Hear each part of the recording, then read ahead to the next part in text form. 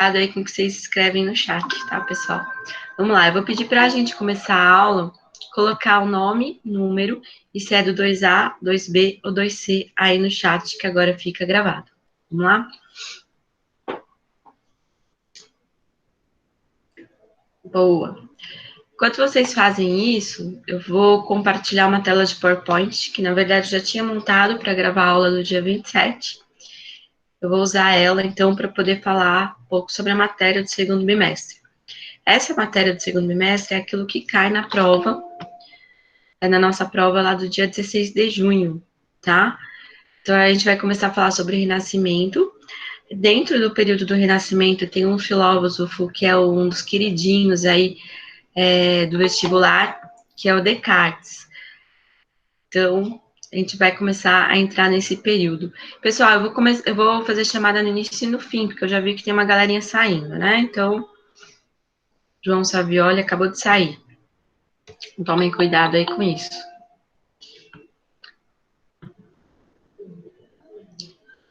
Só permitir a entrada aí do Laguna.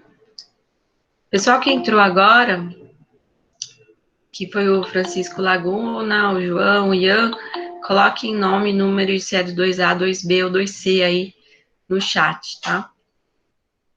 Eu vou começar a compartilhar com vocês.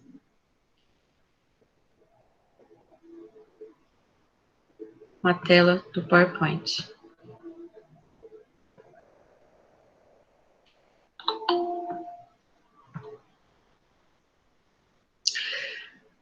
Turma, é o seguinte, enquanto eu estou compartilhando, eu não consigo ler o chat de vocês. Então, se no meio aí tiver alguma dúvida, se alguém quiser fazer alguma pergunta, pode abrir o microfone e interromper, não tem problema, tá? É que eu não consigo ler se tiver alguma dúvida no chat. Ou se alguém colocar alguma dúvida no chat e eu não ver, me deem um toque aí para eu poder ver qual que é a dúvida, tudo bem? Então, a gente terminou as aulas aí falando sobre filosofia medieval. A gente fez até uma live sobre a introdução aí do Renascimento, né? Só que eram segundos anos de todas as unidades, então acho que essa aqui fica um pouco mais clara. O que acontece lá no finalzinho da Idade Média que a gente viu com Tomás de Aquino? O próprio Tomás de Aquino vai começar a resgatar a filosofia antiga, né, Aristóteles, para poder aplicar a física de Aristóteles dentro da sua teologia e construir as provas da existência de Deus já de uma maneira um pouco mais científica. Por que ele faz isso, né? Porque a ciência já está batendo ali na porta, né, da igreja, cobrando um pouco essa questão da relação da fé e da razão, a nova ciência já está surgindo, as universidades já estão se consolidando, a gente já tem a Universidade de Bolonha, que é onde Tomás de Aquino dá aula, a gente tem a Universidade de Sorbonne já consolidada, as disciplinas estão se dividindo, a gente já tem a consolidação da física, da química e da biologia, então isso começa a entrar em contraste com a questão da fé que a Igreja Católica, ela propagava, né? Então, nesse período aí que é do Renascimento, essa transição entre filosofia medieval e filosofia renascentista, a gente tem a consolidação das ciências, que é o que a gente vai começar a ver nesse período. A gente também tem a constituição da filosofia política com Maquiavel, que é o que a gente vai falar na aula de hoje, e surge uma nova classe aí que vai começar a brigar, que são os racionalistas e os empiristas. O que isso quer dizer, né? Os racionalistas, eles vão querer mostrar que a ciência só pode ser consolidada através do uso da razão. Já os empiristas vão querer mostrar que as experiências sensíveis, elas podem também provar cientificamente a realidade. Deixa eu só voltar lá no nosso Google Meets, que tem aluno querendo entrar atrasado. Turma, tentem. Eu sei que às vezes lota um pouco a entrada aí para vocês, né? Acaba ficando um pouco complicado, mas tentem entrar pelo menos 5 minutos antes, que é o que a turma fez aí. Assim a gente não perde tempo adicionando aluno na sala, beleza? Sei que às vezes fica um pouco lotado aí para entrar. Então, quais são as principais questões aí que os filósofos vão colocar? O que muda aí nessa questão, né? Mais aluno querendo entrar, peraí. Aluno. Vamos lá. Então, na nova ciência e racionalismo, alguns conceitos chaves vão ser fundamental aí para a filosofia. Mais aluno querendo entrar, pessoal, calma.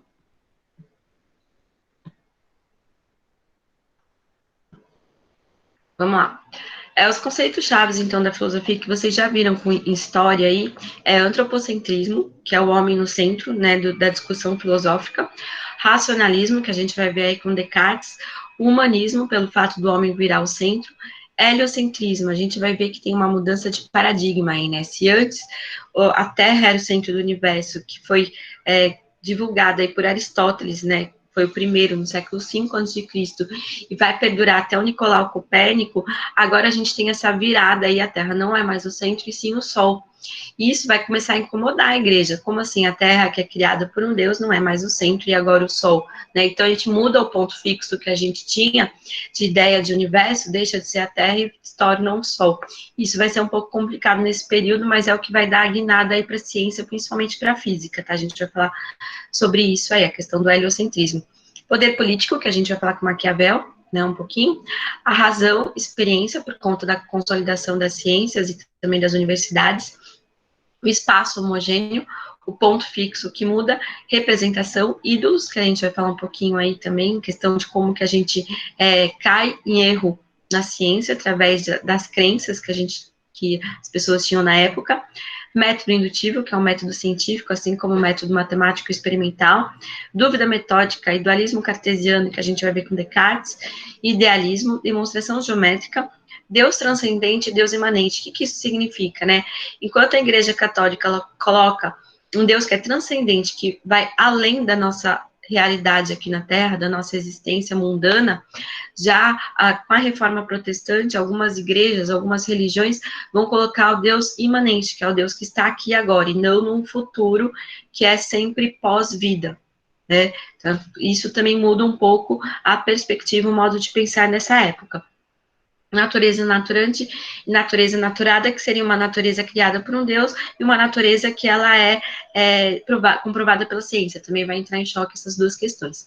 As questões filosóficas que eles vão colocar qual é a realidade fundamental das coisas? Será que Deus criou as coisas ou as coisas elas existem tal como elas são e por si mesmas? Né? Isso vai ser fundamental para a comprovação da ciência e para a consolidação das universidades. Qual é o lugar do ser humano no universo? Quando muda o ponto de vista geocêntrico para o heliocêntrico, né, a gente sai de um mundo fechado, que é o mundo da Idade Média, para um universo infinito. As pessoas começam a olhar para o céu começa a ajudar nas grandes navegações, nas explorações. Então, a gente sai do mundinho fechado do contexto medieval para um universo que é infinito, que é essa questão aí do heliocentrismo também, de você poder olhar para o céu e não enxergar só mais um Deus, você enxerga um mundo de possibilidades, então isso vai ser importante aí para a filosofia, tá? Quais são as bases para um conhecimento seguro, se é através do uso da razão ou se é o uso dos sentidos, também isso vai ser importante e vai criar uma briga entre os racionalistas e os empiristas, e se Deus é imanente ou transcendente, essas são as principais questões. Para começar, a gente vai ver um pouco as características que vocês já viram na aula de história aí, só para relembrar. O primeiro bimestre de vocês foi o Renascimento, não foi, galera? Pessoal, podem falar, viu? Estão vivos aí, estão acordados? Vocês acabaram de ver o Renascimento em História, certo? Então, a gente sempre vai estar... A Marina respondeu aí. A gente sempre vai estar um passo atrás da história para poder compreender essa transição de pensamento, tá? Então, vamos lá ver um pouquinho as principais características que vocês já viram aí em história, né?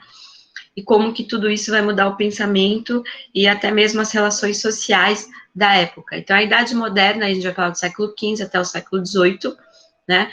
Foi a passagem do feudalismo para o capitalismo. Então, enquanto as pessoas viviam no seu feudo fechadas, elas não tinham tantas relações humanas como elas vão ter quando se começam a se consolidar os centros urbanos, florescimento do comércio, estabelecimento das grandes rotas comerciais, que é a época dos grandes descobrimentos aí, né, também a época de exploração, através do uso da razão. Eles percebem que eles não precisam de construir só a ciência, dominar a natureza, que com a razão você pode dominar até mesmo o próprio homem. Então, a gente vai falar um pouco desse ponto de vista e como que muda para o pensamento humano. Predomínio do capital comercial e a emergência da burguesia. A gente tem a centralização do poder político nas mãos do rei com absolutismo, então isso também muda um pouco a perspectiva da filosofia política, tá? Vão se formar aí os primeiros estados nacionais modernos, que é Portugal, Espanha, Inglaterra e França. A gente tem o mercantilismo, que é o conjunto de práticas e de doutrinas econômicas, né, e as relações externas também, as relações entre os governos vão começar a mudar, e a gente vai ter as grandes navegações e a expansão comercial e marítima. Então, tudo isso faz com que o homem mude um pouco o seu ponto de vista e mude a sua maneira de pensar. A gente tem a reforma protestante, que vai ser fundamental para a consolidação desse tipo de pensamento que a gente vai trabalhar aqui nessas próximas aulas. A criação de novos métodos de investigação científica para poder desenvolver a ciência natural, principalmente a física, tá? A invenção da imprensa, que é fundamental. Por que ela vai ser fundamental? Enquanto eu fazer uma experiência na Inglaterra, e a mesma experiência ela é feita na França, então tem trocas de ideias. Com a criação da imprensa, você consegue divulgar um pouco mais essas experiências, artigos científicos, artigos acadêmicos, e também você começa a entender o que está acontecendo no mundo. Então, a invenção da imprensa tem a questão da troca de ideias, de você saber o que cada um está sendo, o que cada um está fazendo. E aí eles vão começar também a consolidar as teorias e as hipóteses científicas, porque se a mesma assim, experiência está sendo feita em dois países, em dois lugares diferentes, elas precisam ser feitas sobre as mesmas condições de temperatura e pressão que a gente usa até hoje, né, nas fórmulas da física aí. Se não forem feitas nas mesmas condições, claro que os resultados vão dar diferentes. Então, a gente tem os filósofos da ciência que vão começar a consolidar como construir uma teoria, como construir uma hipótese, como fazer essas experiências, tá?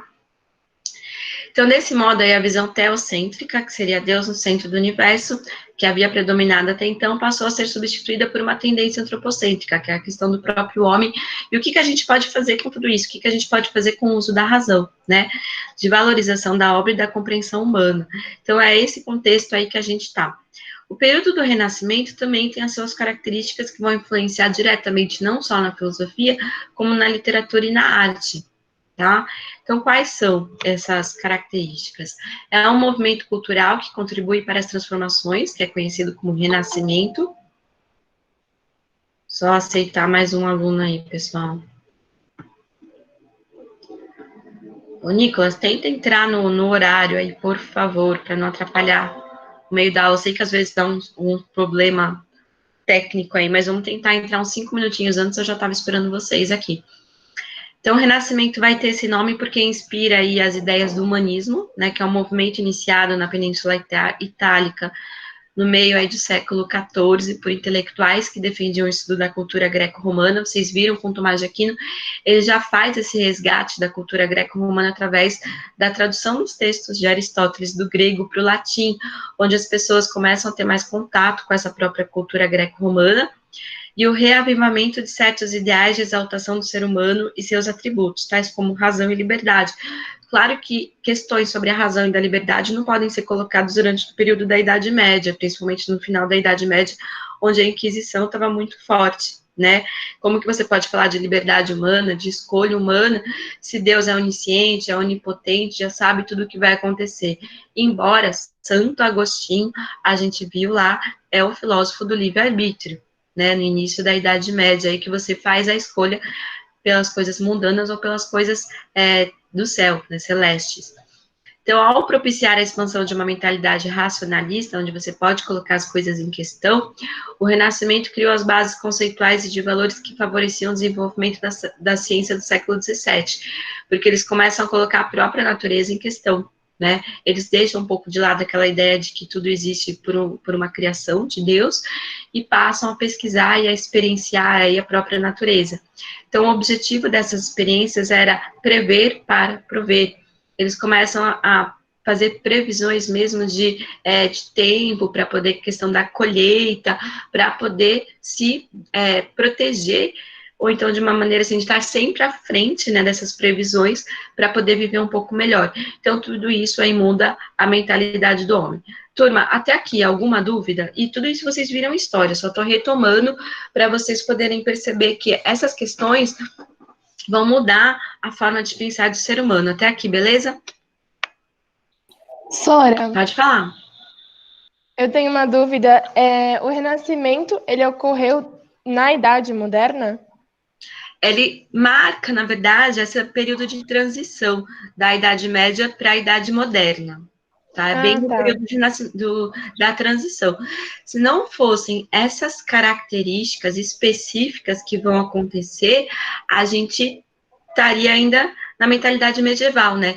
São essas características da expansão comercial, de você poder olhar para o céu e não só mais enxergar um Deus, mas enxergar estrelas que te ajudam na navegação, colocar a natureza em questão. Então, essas ideias nesse período de transição é que faz a passagem da idade medieval para a idade moderna, tá? O nosso período agora a gente chama de contemporâneo. Entendi, obrigada. Pessoal, mais alguma dúvida aí até agora? Não? Se alguém colocar alguma dúvida aí no chat, me deem um toque, porque eu não consigo ler o chat ao mesmo tempo que eu estou apresentando os slides, ó. Tem uma pergunta aqui, se eu vou colocar esses slides no Moodle, vou, tá?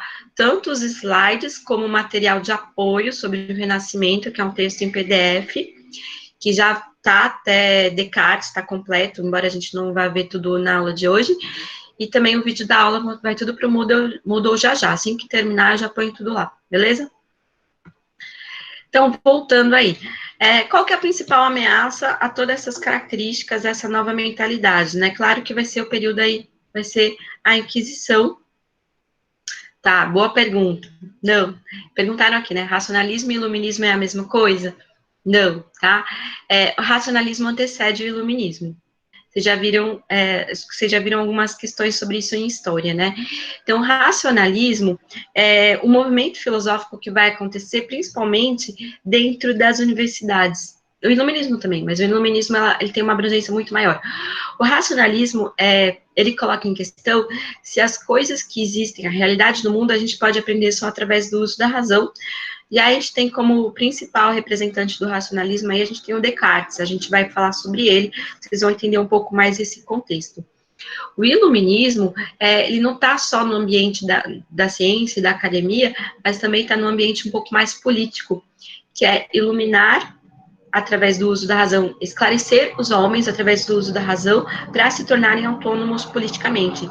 E o principal representante dentro da filosofia do iluminismo é o Kant, que a gente vai falar dele também, que é um filósofo aí fundamental para entender a contemporaneidade. Então, Kant vem depois de Descartes, é um movimento muito mais abrangente para a filosofia e para a história também, não fica só no âmbito acadêmico, no âmbito da ciência, e toma o âmbito político, o âmbito moral, ético, e começa a construir aquilo que nós somos hoje. Então, o iluminismo é muito mais forte, muito mais abrangente, e o racionalismo fica um pouco mais no âmbito da ciência e das universidades. Deu para entender essa diferença?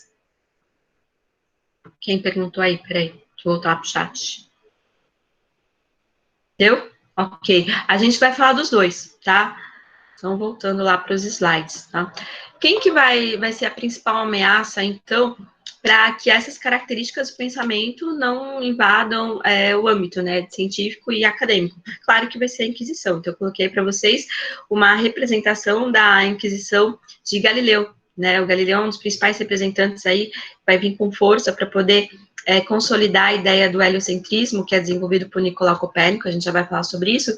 A Inquisição vai perseguir o Galileu, vai condenar, ele vai humilhar publicamente, né? Ele é condenado a ficar em exílio dentro da sua própria residência, não pode mais publicar.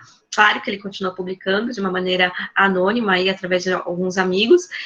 E o interessante é que a Igreja Católica assume que estava errada ao condenar o Galileu só em 2003. 2003. Agora. Então, para vocês verem como que isso é um movimento que vai mudar completamente e vai tornar aquilo que nós somos hoje, a consolidação da ciência vai ser fundamental, até mesmo para o desenvolvimento daquilo que nós somos hoje, daquilo que nós temos hoje, tá? Então, a principal ameaça aí, claro que é a Inquisição, que a gente vai ter muito forte nesse período, tá? Então, qual que vai ser o principal ponto aí de partida para a consolidação das ciências da natureza? Vai ser a teoria heliocêntrica. Então, entre as concepções que trariam os maiores estragos da cosmologia medieval, que a gente viu até Tomás de Aquino aí, destaca-se a teoria heliocêntrica proposta pelo sacerdote, ele fazia parte da igreja, né, que é o Nicolau Copérnico. Então, durante a primeira metade do século XVI, ele escreveu um livro chamado Da Revolução das Esferas Celestes, que ele vai fazer através de observação mesmo. Ele vai perceber o movimento das esferas celestes e que a Terra não poderia ser o centro, né? Mas sim o Sol, que a gente que gira em torno do Sol, a gente não, né? Os planetas giram em torno do Sol, e que toda essa teoria que vinha desde de Aristóteles, né, que estava fundamentada lá em Aristóteles, estava errada. Claro que não vai ser bem aceito, né? Pera, a Terra foi criada por um Deus, como assim ela não é o centro?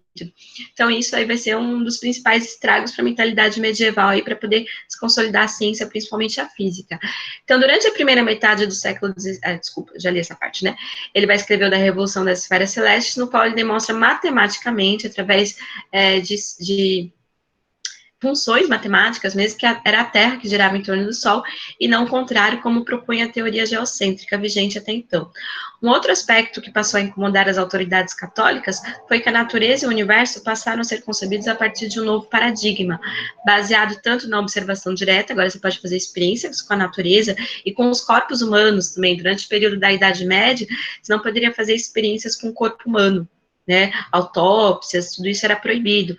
Tanto é que nesse período, a Igreja Católica proibia, tanto é que nesse período a gente tem uma consolidação aí da medicina, principalmente dos muçulmanos, que permitiam fazer essas experiências. Já para aqueles que estavam sobre a Igreja Católica, sobre os dogmas da Igreja Católica, não. Então a gente tem uma pausa ali na ciência, nas experiências, né, durante o período da Idade Média. Então, você podia fazer a observação direta e também representar matematicamente essas observações que você fazia na natureza. Antes, a linguagem da natureza era a linguagem de Deus, agora você transforma a linguagem da natureza numa linguagem matemática, que isso já era feito, né, pelos pré-socráticos. Então, muda um pouco esse paradigma. Essa mudança poderia colocar em xeque os dogmas da igreja e afastar as pessoas da fé cristã, né? Então, a linguagem da natureza deixa de ser uma linguagem cristã e passa a ser uma linguagem matemática. Então, um conjunto de fatores que vão mudando aí a mentalidade do homem no período do Renascimento. Como que era o modelo, né, geocêntrico aí de Aristóteles, que vai perdurar até o período aí de Nicolau Copérnico, né?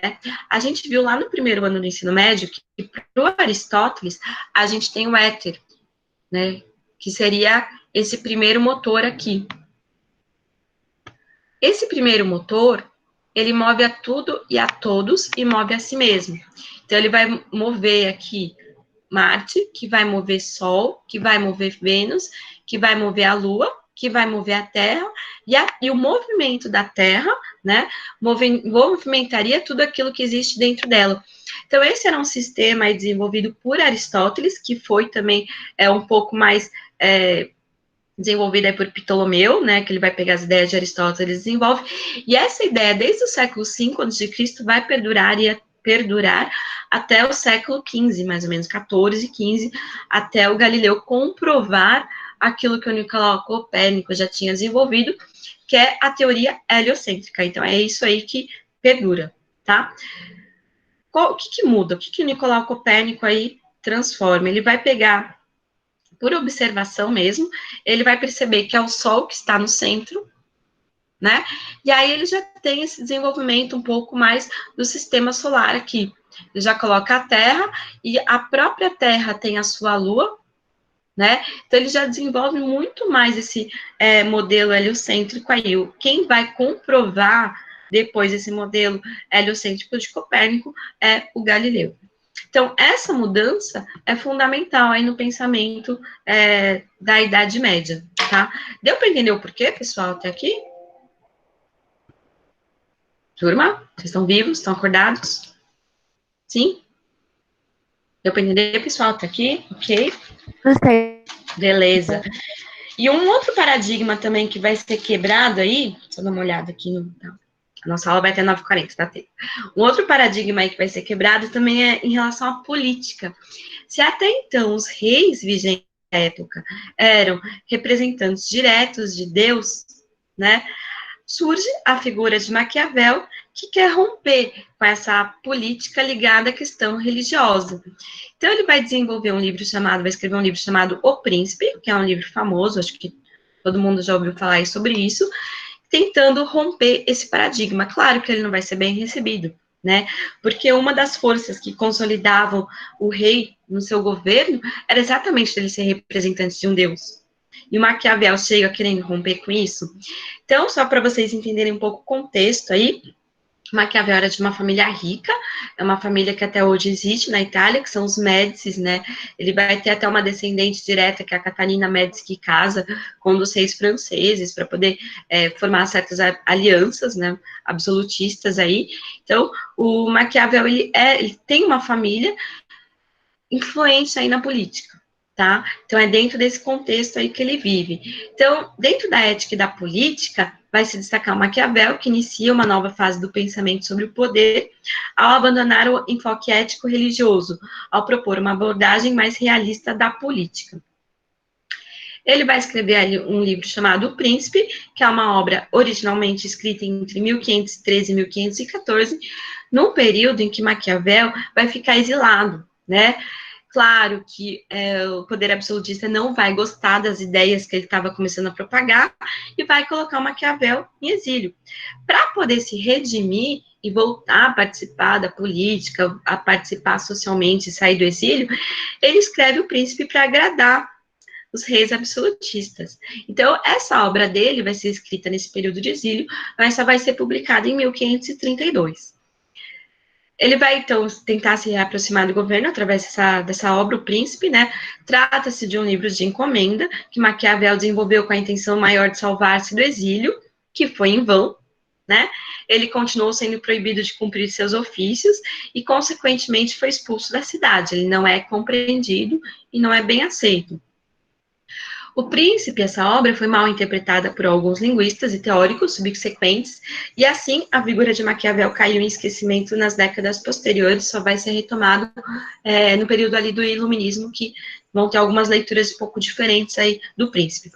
O Príncipe, turminha, nada mais é do que um manualzão mesmo, né, de como que um governante, ele chama o príncipe geral, assim, de governos gerais, na verdade, um manual de como que ele deveria agir, como que ele deveria proceder para poder garantir o seu governo e ter a manutenção do governo. Ele vai dividir essa obra em 4 partes, tá? Dentro dessas 4 partes, a principal frase que fica famosa aí como representante do Maquiavel é: os fins justificam os meios. Em nenhuma das partes a gente encontra especificamente essa frase falada por Maquiavel, não existe. É uma interpretação, tá? Então, Maquiavel não usa essa frase na obra dele. Os fins justificam os meios. É uma interpretação daquilo que está escrito no Príncipe. Então, como que interpretaram, por que dizem que ele falou isso, né? A Europa passava, então, por grandes transformações. A gente viu as características aí no início da aula. Uma nova classe social, que é a burguesia comercial, buscava espaço político junto à nobreza, ao mesmo tempo que assistia a um movimento de centralização do poder que daria origem aos estados absolutistas, Portugal, Espanha, França e Inglaterra. Em Um Príncipe, a palavra que designa todos os governantes, a política não é mais vista através de um fundamento exterior a ela própria, como um deus ou a razão, a natureza, mas sim como uma atividade humana, puramente humana, que você deve garantir o seu governo sem depender de ninguém e manter o seu governo sem depender de ninguém, tá? Então, o que move a política, segundo Maquiavel, é a luta pela conquista e pela manutenção do poder, mas feita pelo próprio governo e não apoiado numa religião, num deus ou em qualquer outro motivo externo, a não ser no próprio governante, na própria figura do príncipe. Então, não importa se esse príncipe, se esse governante use meios cruéis, se o fim se for, né, manter o governo ou conquistar um governo, tá? E daí tiraram a ideia de que os fins justificam os meios, de que um príncipe ou um governante pode fazer tudo o que estiver em suas mãos para se manter no governo, não importa se as suas ações sejam boas ou ruins. Mas essa frase especificamente, os fins justificam os meios, não se encontram na obra de Maquiavel. É só a ideia, a interpretação que deram. tá?